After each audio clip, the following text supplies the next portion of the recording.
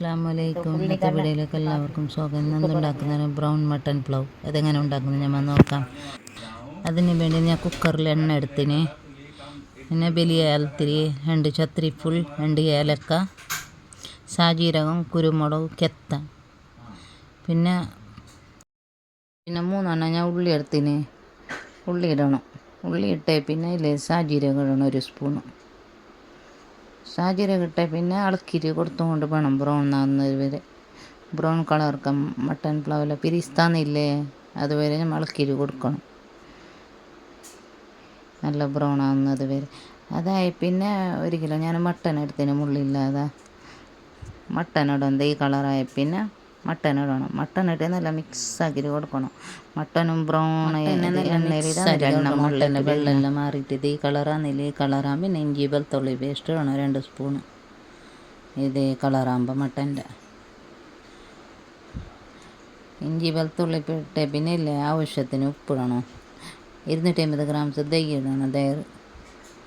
There ഇട്ട് കഴിഞ്ഞ് പിന്നെ ഇളക്കിയിട്ട് കൊടുക്കണം. പിന്നെ ഒരു സൈഡിലില്ലേ ഞാൻ 2 സ്പൂണ് മല്ലി എടുത്തിന്, കുറച്ച് കെത്ത എടുത്തിന്, ജാവിത്തിരി എടുത്തിന്, പിന്നെ ഒരു കഷ്ണം ജൈഫൽ എടുത്തിന്, 2 ചപ്പ് എടുത്തിന്, 2-3 ചപ്പ് എടുത്തിന്, 2 സ്പൂണ് ബഡിസോപ്പ്, 2 സ്പൂണ് ജീരകം, 2-3 ചെറിയ ഏലക്ക.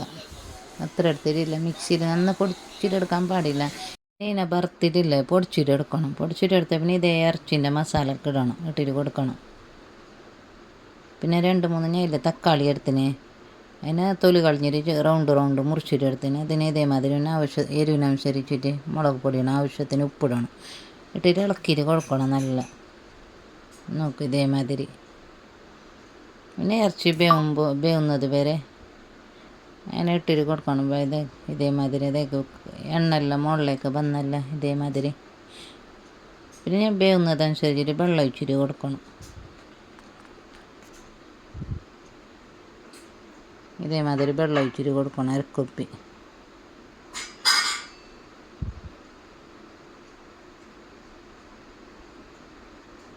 പിന്നെ ഇറച്ചി വെന്തേ പിന്നെ ഞാൻ ടോപ്പിൽ കിട്ടും എന്താ അരി ഇട്ടാൽ കുക്കറിൽ പൊടിക്കുകയില്ല. അങ്ങനെ ഞാൻ ചട്ടി ബദലാക്കി. പിന്നെ അരിനനുസരിച്ചിട്ട് വെള്ളം ഒഴിച്ചിട്ട് കൊടുക്കണം. തണ്ണി തിളച്ച് പിന്നെ ഈ അരി ഞാൻ 3 ഗ്ലാസ് എടുത്തിന്, അരി ഇട്ടിട്ട് കൊടുക്കണം. അരി ഇട്ടിട്ട് ഇളക്കിയിട്ട് കൊടുക്കണം. ഇതേമാതിരി നോക്കല്ല ബ്രൗൺ കളറായിട്ട് കിട്ടിയ ഒരു സൈഡിലില്ലേ പിരിസ്ത ഉണ്ടാക്കിയിട്ട് എടുക്കണം. 2 ഉള്ളി എടുത്തിട്ട് പിന്നെ തിളച്ച് പിന്നെ കുറച്ച് വെള്ളം പറ്റിയ പിന്നെ ഇതേമാതിരി മൂടി കൊടുക്കണം. ഒരു 5 മിനിറ്റ് കഴിഞ്ഞ് പിന്നെ തുറന്നിടും. പിന്നെ ഇതിന് ഇളക്കിയിട്ട് കൊടുത്തിട്ട് പിന്നെ ചെറിയ ഗ്യാസാക്കിയിട്ടില്ല മെല്ലെ അങ്ങനെ വെക്കണം. ഇതേമാതിരി നമുക്കല്ല ചോറിൻ്റെ കളർ തന്നെ ഒരു ബ്രൗൺ തന്നെ അതിനെ അതേമാതിരി ഇളക്കിയിട്ട് കൊടുക്കണം. ഇളക്കിയിട്ട് കൊടുത്ത് പിന്നെ ഇല്ലേ വെള്ളമെല്ലാം പറ്റിയ പിന്നെ നോക്കല്ല ഇതിൻ്റെ വെള്ളമെല്ലാം പറ്റിയിട്ട് കിട്ടീനെ.